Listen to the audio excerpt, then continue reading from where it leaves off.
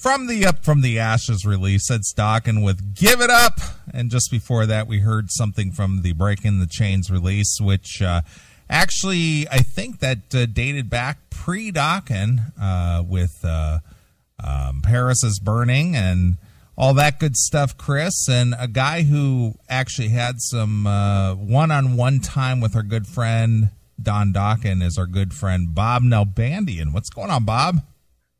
I'm doing good. One-on-one time. Yes, I like that. I'm doing fine. How you guys doing tonight? We're good. We're still, Chris and I actually were doing a little testing of our audio equipment this morning, and we were kind of discussing the movie and your new trailer and how much we enjoyed, the movie so far. And actually, I watched the first disc again today. Awesome. Because I can't get enough of it. Well, dude, I'm glad. I mean, I figured both you and Chris, being such big fans of that era, would really get it. And I'm sure a lot of the fans of this genre will, and I'm hoping a lot of new fans and people that really aren't. Yeah, we've had people that have came out to the screening that weren't necessarily into hard rock and metal, but they were intrigued by the scene and a lot of stuff they didn't know, about the Starwood and, just the culture of LA during that time.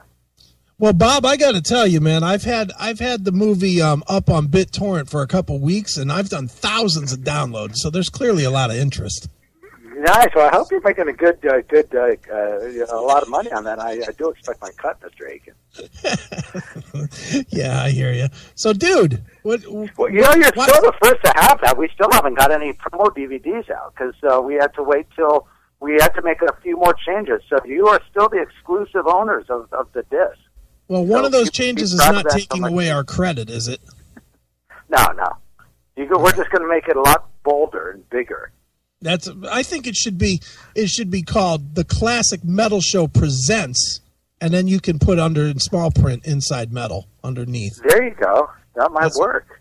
That would get you a lot of fans. Well, Bob, what I don't understand, following in the footsteps of such groundbreaking media outlets such as MTV Networks, which is owned by Viacom, why, since this is a documentary and about people who have inside knowledge and expertise, why did you not interview the metal experts, John Ostronomy and Mark Striegel, because they are metal experts after all?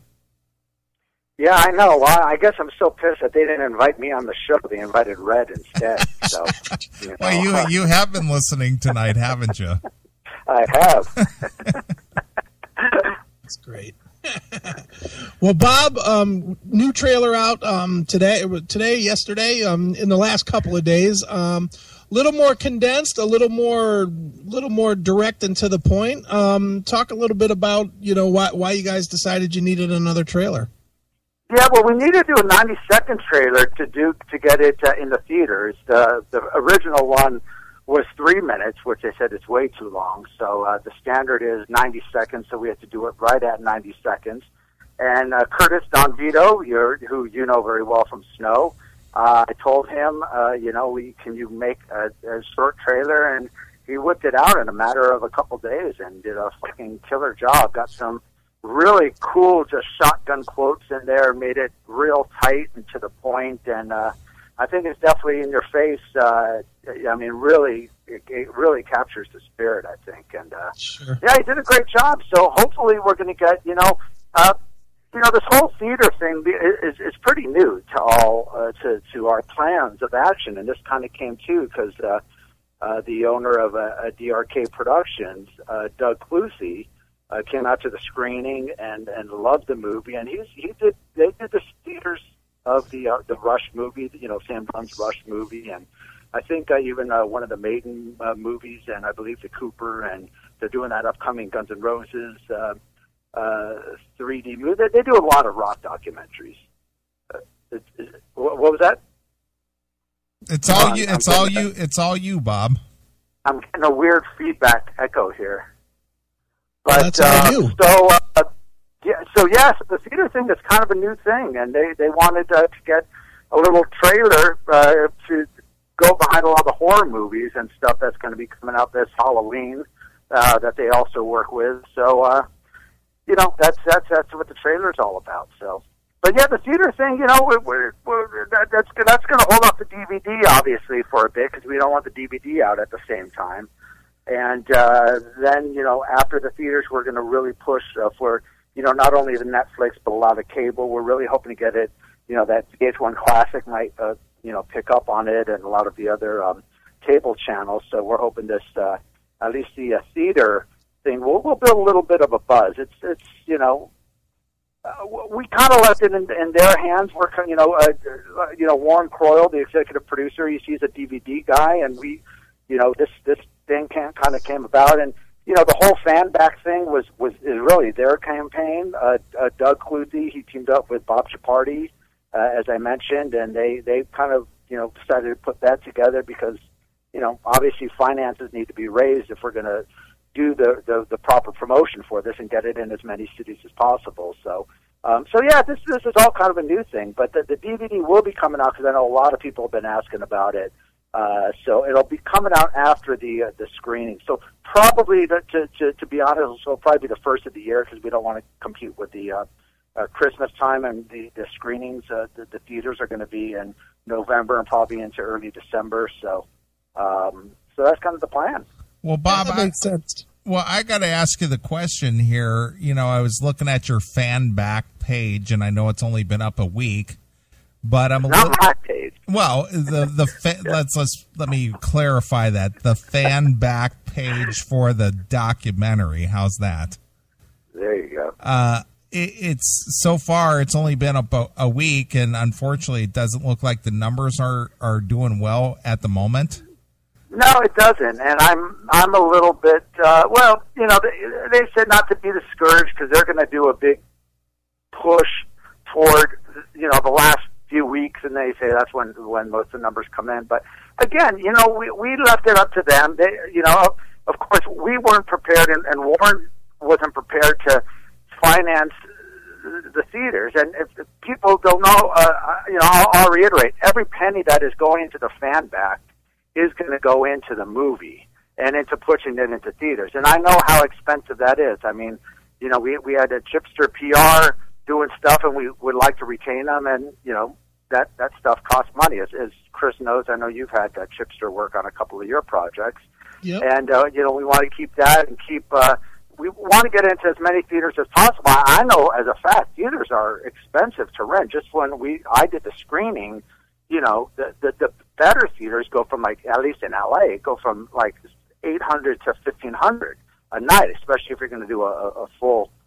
You know, well, I mean, we did the whole 3-hour thing, so that, you know, it's pricey. So, but you know, he has guaranteed we are definitely going to get it in the theaters. As far as how many and how many cities and whatnot, that's still to be determined. And like I said, as soon as we get the dates, you'll be the first to know. But it is definitely going into theaters. But the more money we do get from the Fan Back campaign, again, it will go directly into the promotion of this, and the better we could publicize this, get the word out, and get people really talking about this. And, you know, what also we want to do is, you've seen on the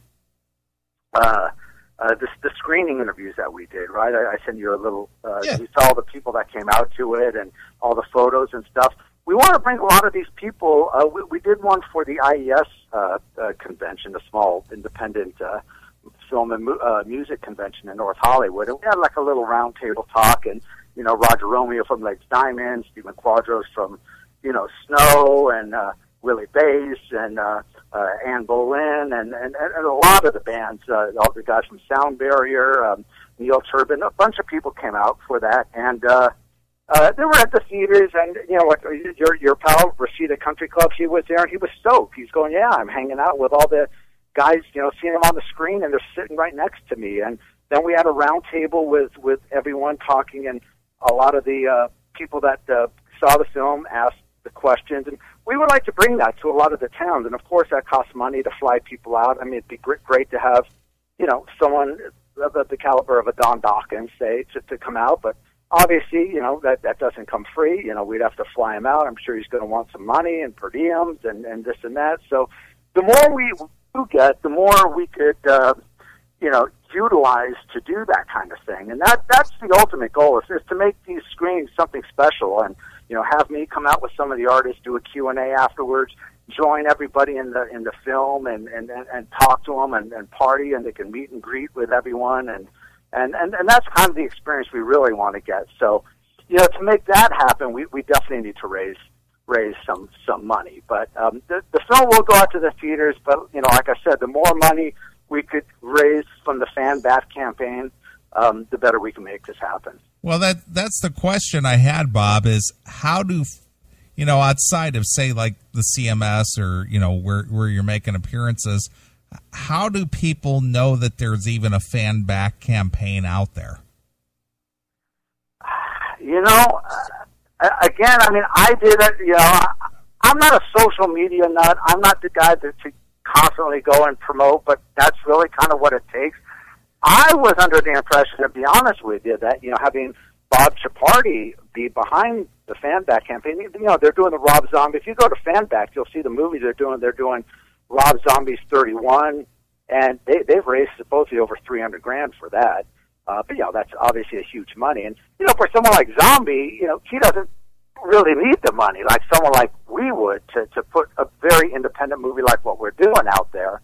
But the fact that Bob has had success doing that, I kind of figured it would kind of go in their court. And so I'm hoping that they're going to do some kind of a push for this, because again, it wasn't my idea. I was just told, hey, can you do a video for us? Can you do this and that? And I said, hey, Bob Chiappardi, the guy's a metal marketing guru. Yeah, absolutely. This sounds like a good thing. I would expect he knows what he's doing. So I have faith that, we'll get something going. And hey, if we don't, we don't. But, the thing with metalheads and people, especially, of this caliber, as and I understand, people are skeptical about this kind of stuff, It's about, and we've all discussed this before. And it really depends upon the situation. There are a lot of these people trying to raise money for shit, but, or just for stuff that they shouldn't be raising money for, but this is actually going to help and help bring this to the theater. So I think people that are a fan of this movie, it's the more money that's raised for the Fan Back campaign, again, the more cities we're going to hit, the more exclusive we'll make these screenings. And to answer your question, I'm a little bit discouraged too, but we do what we can. I'm not, I personally, and I told him, I personally don't really have time to promote this myself. Carl's done some stuff on the Facebook page, but I'm already working on the second title right now. I'm working on editing that. So because once this is out, dude, the first of the year, we're getting number 2 out and the thrash metal out real close together. So. Right. So, yeah. Well, Bob, as you move forward with it, and as things come up, what are you learning that you really didn't foresee, at when the project first started? As far as any of it, whether it's marketing or money or putting it together or what? The whole thing is, and this was kind of the agreement that I had with Warren, the executive producer. I'll let him handle the business. He knows the DVD market. He knows the movie market. He's been doing this for years. Sometimes I'll put my 2 cents in, and we've clashed many times. But like I said, in the long run, he ended up letting me do it, my way creatively. So he gave me the creative freedom. So, in respect, I'm going to let him handle the business end. And like I said, the whole theater thing, came about, since fairly recently, since the screening. And Doug Clutie is a great guy. He's way into the movie, and he says he's definitely going to make this happen in the theaters. So, some of that. I'd expect the whole, the Fan Back thing and all that. I didn't know that was coming, but it's something that needs to be done. If we need financing, let's do it. I'm game to try anything that'll make this project work and get it to the public, I'm all about. So, that's kind of where I stand. Sure. Well, Bob, working on the second title now, who, and I know it's way too early to probably get into this, but who different that's not in the first title will be featured? We got, like Jamie St. James from Black and Blue, John Bush is in quite a bit, Randy Piper, a lot more, of some of the Don Dawkins, Carlos Cavazos, Chris Holmes, a lot more of those guys, but talking about, obviously from the 82 to 86, so the prime era, Betsy Bitch, I can't even think off the top of my head, but quite a few artists that Bruce Boulay from Racer X, guys in Leatherwolf, a lot of different bands from that era that were bigger in that era. Sure. Well, Bob, kind of straying away from this a little bit. Recently, Chris Holmes has kind of stepped out there doing some interviews and whatnot, and he's relocated over to, I guess he's over in France now. Right. You've seen him recently, say within the last year? Yeah, that was actually one of the more recent. Okay, is he okay? I mean, because he comes off kind of, I don't know. He comes off like he looks like a homeless guy.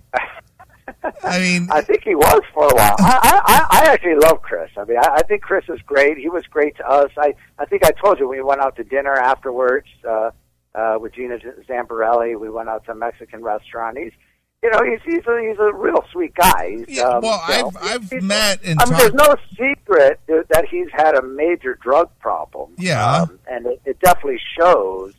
I don't think he's all really all there, and people have said this back in the days of the Decline movie, obviously, and the guy's done more drugs and booze than probably most of the LA scene put together. So the guy's definitely led a rough life, but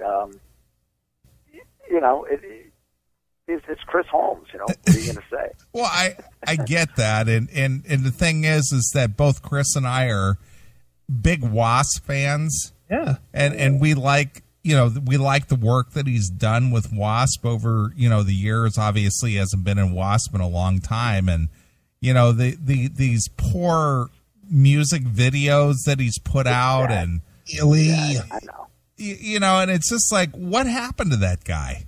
Come on, we always. I was just going to say something that we had talked about. I think Chris and I had talked about on one of the podcasts we had done. It's there's a chemistry between certain band members, and on their own, they can't do shit. But they need someone to collaborate with, a good songwriter, someone they could work off of. And I think Chris Holmes and Blackie definitely put out the best Wasp stuff. I mean, the first couple albums were amazing. The Kill Fuck Die, when Chris came back into the band, is, I think, the best of the newer, if you want to call the Post album since he originally left. I think that is probably the best album. That's a killer album. That live album, that double live album they did together, amazing. When they two get together, it's great. But Chris on his own, without a good song, I think the guy's an amazing riff writer. I mean, some of his riffs and his guitar work, his tone and his leads, I think are great. He just, can't write a song. Bob, are you excited about the new record, Shitting Bricks? Absolutely. I'm curious to hear it. Who's in his band? Bob, do not even lie. You have no interest in hearing it, and it's going to be a train wreck. I'm curious. I'm definitely curious. Come on, I will. Bob, give me your honest opinion. Album title: Shitting Bricks. Dude, that is so Chris Holmes. That is his mentality. That is like, only someone like Chris Holmes could come up with a title like that? Oh, come on. That's just, that's just an old cliche saying. It's just like, dude, I was shitting bricks when I met that guy or whatever. It's like, that's what I'm saying. It goes back, back to the 80s or whatever. That's kind of where his mentality is. Do you think that Chris Holmes calls a beer an adult beverage? I doubt that. And that's a real inside joke, Bob. Bob, I know. I heard you reference it earlier today. I didn't quite get and it. Bob, what do you think Chris Holmes's problem is with black people?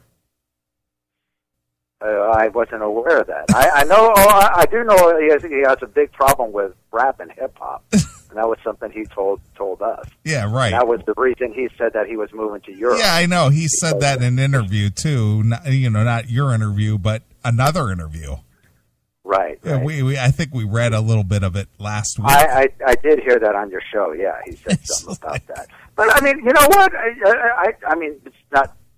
You could say whatever if it's saying it directly against blacks or whatnot. But basically, what he was saying is true, that the market is dominated by hip hop and pop. Sure, it is. And for the type of music he's doing in the States, I mean, as compared to Europe. I mean, as you guys know, Europe, they fucking love metal. I mean, metal is the mainstream out there. They have respect for metal. Over here in the States, they don't. It's all about mainstream pop and, what they call R&B these days and hip-hop. So, whether you like it or not, what he's saying there is true, that as far as the marketplace goes in the States, I agree. Chris Holmes is not going to make an impact here in the States, as well as if he put a good metal band together in Europe. And I think he could probably get some pretty damn good musicians in Europe, because he's got a lot of. I mean, Wasp has a huge amount of respect out there.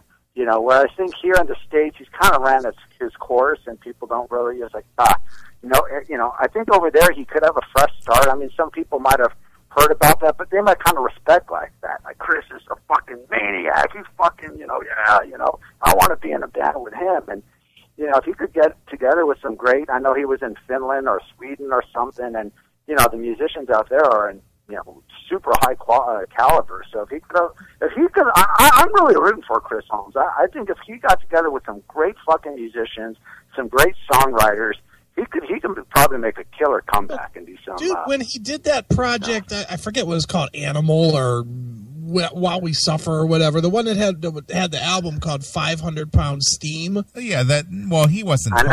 He wasn't part of that. Yes, he was. No, he wasn't. He was part of that. It was after that. It was the second one. He did a thing it was called WAS. WAS, with Randy Piper, and it was everyone except Blackie and Tony Richards on drums. I don't know if they recorded anything, but they went out doing. Who I'll tell you was fucking amazing is Randy Piper's new band. He's got a singer from Seattle that was fucking unreal, dude. Oh, what happened to the guy? What happened to the guy from Cincinnati? Rich Black. Oh, Rich Lewis. Rich Lewis was a great singer too. I knew Rich. He was a great singer too. I don't know what happened to him, but he's no longer. That was with Animal. This is a whole different band. And what is it? Where angels suffer, or something like that. Is that the name of the band? I think that's the name of it. Is WAS? It's Where Angels Suffer, or something to that. Oh, that could be. I know when he played live, he just went under Randy Piper. He did it for Kevin Estrada's. He did like a big party at the Paladinos. But the band was great, man. They were really fucking good. And he was an Animal. Well, no, but after the 900 Pound Steam, he wasn't part of that 900 Pound Steam thing. He was in the second release. Oh, okay. The one no one cared about. Are you talking about Chris Holmes or Randy Piper? Well, both. Both. Oh, okay. Yeah, I know Animal was Randy Piper's project, and he had that back in the 80s. My buddy Lenny, who was in Eden, who I used to manage, was in that band with Alex Nelson and Rich Lewis. Right. And so they've been around a while as Animal. Okay. So what is Randy Piper doing now? Because I was in contact with him for several years, and then he he lived in Ohio for a while, and he actually came to the studio of the radio station I was on, before I went strictly to internet.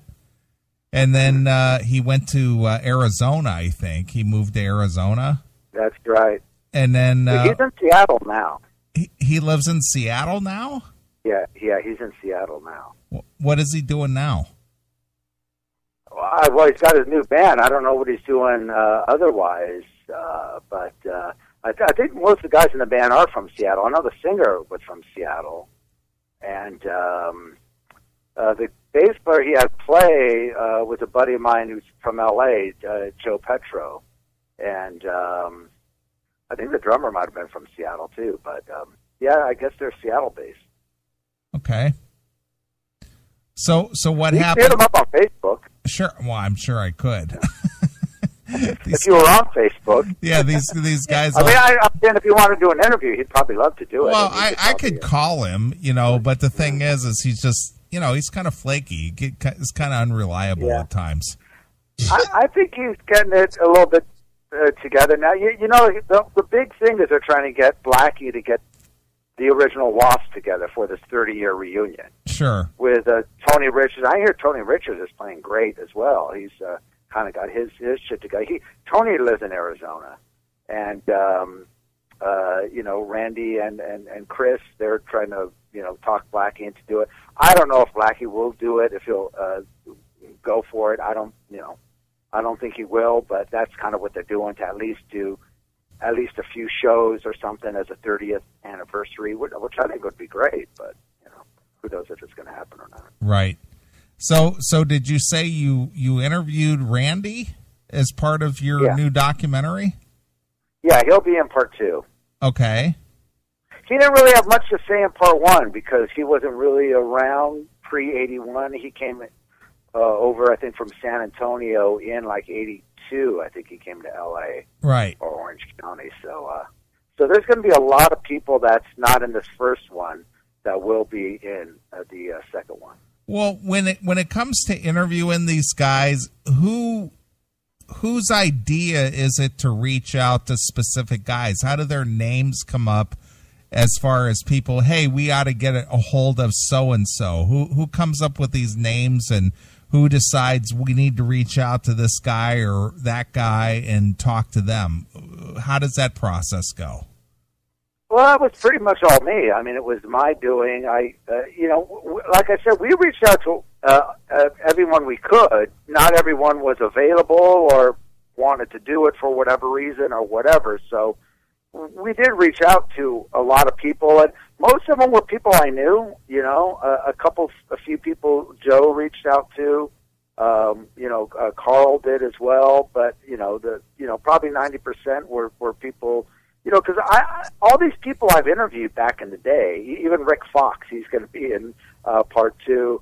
So Steeler, all those bands. When I did Headbanger, I did in '82. I did like a big LA report, and we did a thing on Wasp and Soundberry, and it was the first interview with Dave Mustaine after leaving Metallica with Megadeth. So that show, it was '83 actually, January I think of '83. And, we did all those bands, Hellion, Bits, Savage Grace, Tyrants, Armored Saints, it was Sin, the whole gamut of L.A. bands. So I've got kind of had a long-standing relationship with a lot of these guys. So a lot of them remember me from back then. So, like I told you last time, getting the interviews was no problem. It was really just a phone call away, and didn't have to deal with any publicists or record labels, for the most part. Bands are like, yeah, fuck yeah, at any time, Bob, just let me know when. So, well, I guess my question, you kind of answered it a little bit there, but when you sat there, and I don't know who you kind of brainstormed with a little bit, but when these people's names came to mind, how did you, come up with the idea? We need to call Randy Piper or we need to get a hold of this guy because what was did you go through your Rolodex or something, or did you just? Yeah, I made a list of people, and a lot of people, like I said, Gina Zamparelli was very helpful in getting, I think she brought in Randy Piper, and Stephen Piercy and Chris Holmes. I reached out to Blackie and Blackie's publicist, and he was in Europe during most of the time, and he kind of shies away from camera interviews.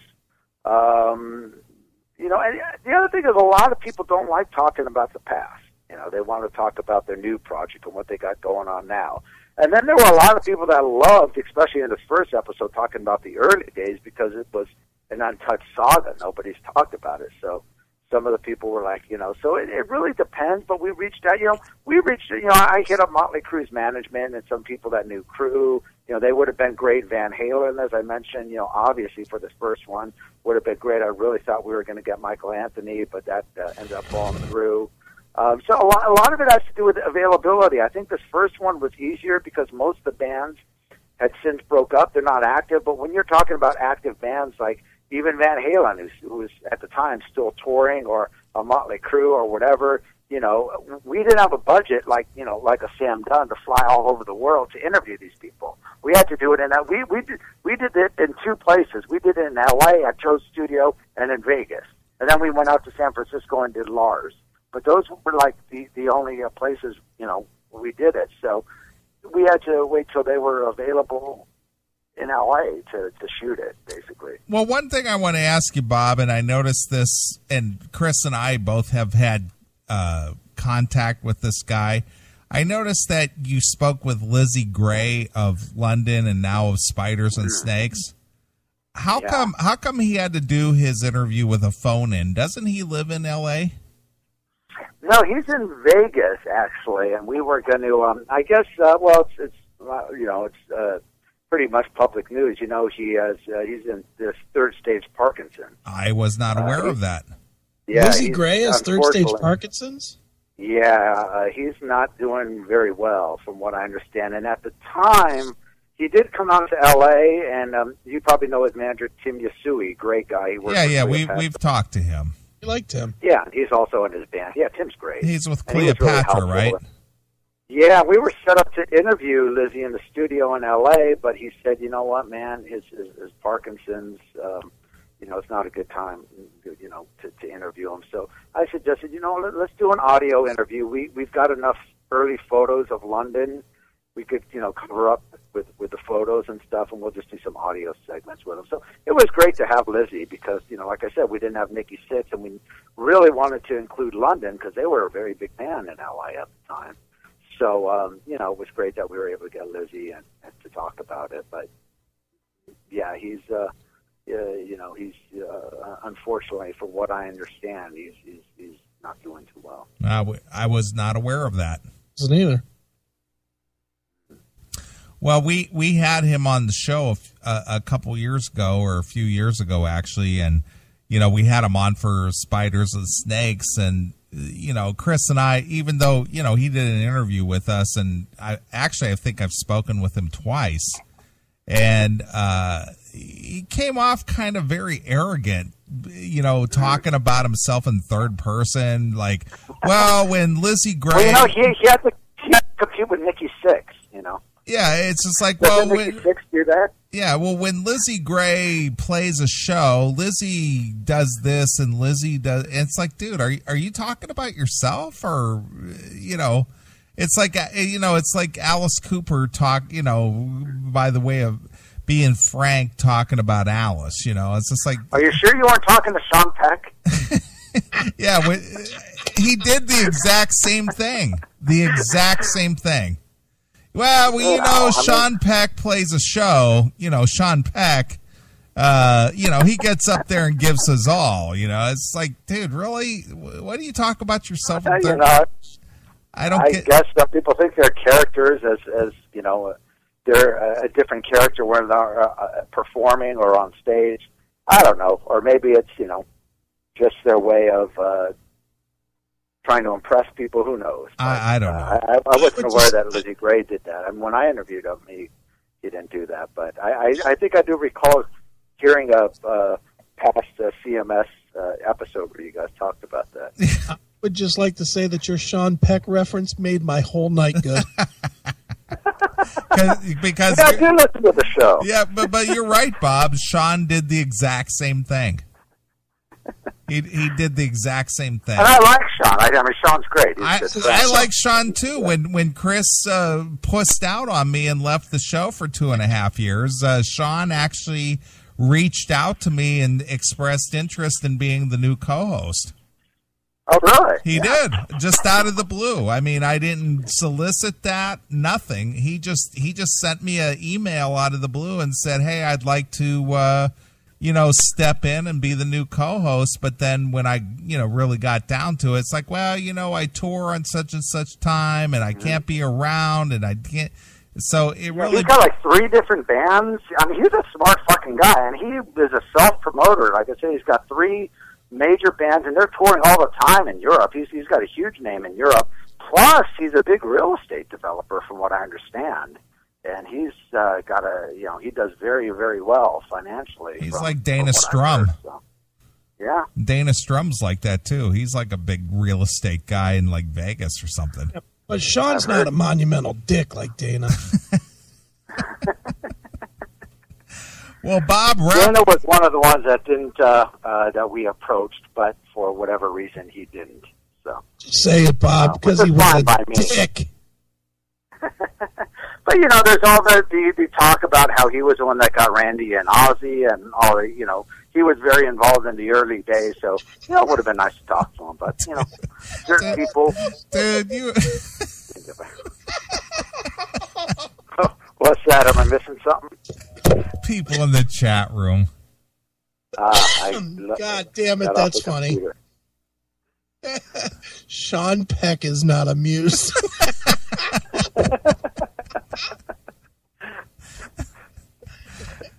No, I like Sean. I love Sean. I've had him on the show several times. He's always been a good interview. Randy, I've known him personally. He's come out to some classic metal show nights out. He's come down to the radio station and did some, just a hang with me for a while and stuff. So I kind of knew him for a while. And, Lizzie Gray, I've interviewed him a couple of times, but came off as a little bit, he referred to himself as a guitar legend. Yeah. And I was just like, really, dude? You're a guitar legend? I wasn't aware of that. So anyway, but Bob, good work all around. Throw those plugs out there. Let people know where they can donate a few bucks for the theater run of Inside Metal. Yeah, if you would like to donate a few dollars, and just so you know, Chris, and everyone that does donate, all the merchandise is going to be sent out after the campaign. So before the theaters, that's when everything is going to be sent out, if you're wondering. But yeah, they've got some really good merchandise, some really cool stuff. So if you can donate, go to metalrockfilms.com. And if you don't want to donate, that's fine. Come out to the theaters. Just buy the ticket. They're at the theaters. It's fine, Bob. Let me teach you how to do this. It's not fine to not donate. There you go. I'm going to hire you as my... Every one of you cheap motherfuckers is going to go out tomorrow and spend at least $5 on something useless like a 6-pack of beer.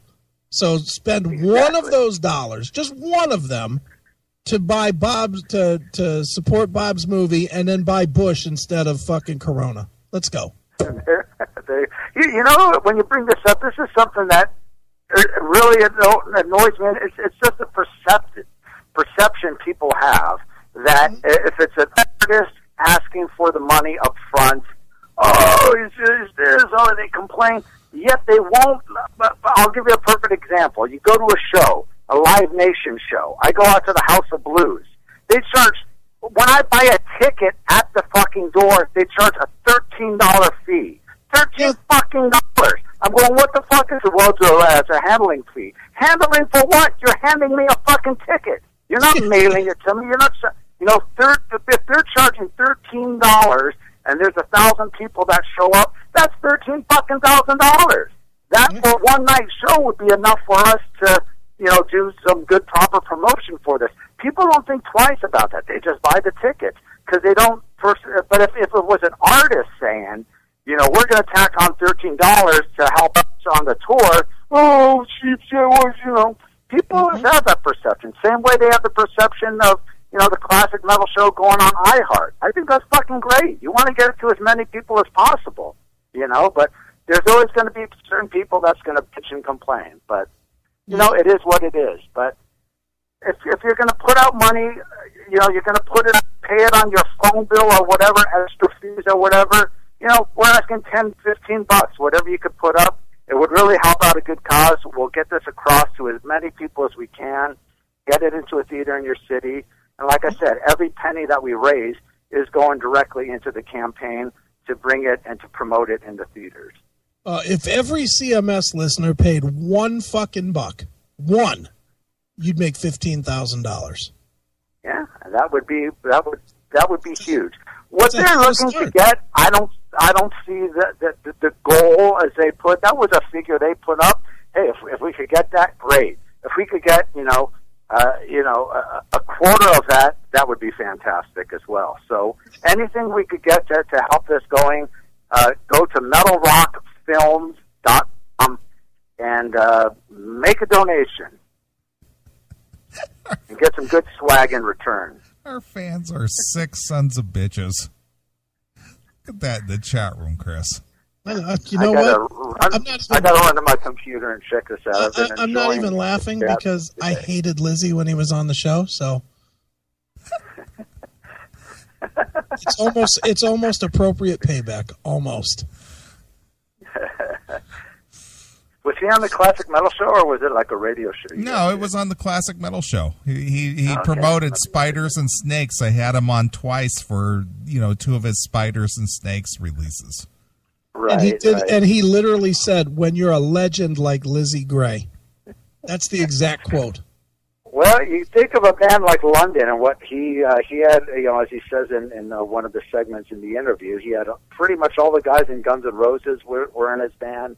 He had obviously Nikki Sixx in his band, Blackie, was in the band, and just about everyone from LA. And so that sounds like everybody except him was the legend. He was the musical Farm Club. He was the underground legend. Yeah. Well, how come all those guys went on to stardom and he never amounted to much more than a local band? Yeah, I don't know. I talked to Nader about that. I thought the London Owls were great. The first couple London Owls when they signed. I think they should have probably shot for a bigger deal than Shrapnel. I think because Shrapnel at the time was Shrapnel was great for what they do, the guitar records. They never did a glam hair metal band, and when I remember they signed London, it's like, Shrapnel's putting out London. I mean, they should be on a major, or at least, maybe an Enigma or something like that. Right. But if nothing else, maybe now Lizzie can do the soundtrack for the next Michael J. Fox show. I knew it was going there. But would I expect any less from Mr. Aiken? All right, Bob. Well, it is past. Hey, I love that chick Kim, man. That chick Kim is fucking right on. Kim from Chicago. You should have her on, as I mentioned in one of the comments I just said. You should have her on as a third mic. I think you need that female perspective, especially a perspective like that. There will not be a permanent third mic that has a vagina. Not permanent, but like once a month or something, rather than having Scottish Tom, and I love Scottish Tom, and my good buddy Tim James. Mix it up a little bit. Get some more female callers. Well, we would. Whatever happened to Angel of Death? But they never want to call, Bob. That's the problem. Chicks never want to call. Well, you got Steph, and now you got Kim. So there you go. Well, we have Damon. She's been part of the show for years, and she's never called. Has she been calling in? I've never heard her call in. Every time I've ever been in the chat room, she's always in the chat room. She'll never pick up the fucking phone. What the fuck, Demon? Yeah, and Angel of Death, she's never called. Yeah. Well, dude, Angel of Death is a tranny. I'm sorry to tell you. No, she's no tranny. There's nothing tranny about that. She's never called. Chicks won't call. They're afraid of us. They like being part of the chat room. Kim obviously wasn't afraid, and Kim was very well spoken, and she actually made sense. or a chick. Well, actually, Kim came to the CMS studio about 10 years ago. She's ready to come back, too, next week. She came down and hung out with me one evening about 10 years ago. Oh, there you go. There you go. She never came back. She never came back, though. I wanted to ask you, not to interrupt, but this shit's way out of line. That's from Hollywood Nights, right? Yes, that is correct. Yes, all right. I was right. I want to tell you, butthole, something. This shit's way out of line. Way out of line. That's a rarity. Yeah, I remember that. I had an argument with somebody about that. You squirrels had better have some nuts in your mouth, or I'm taking you downtown.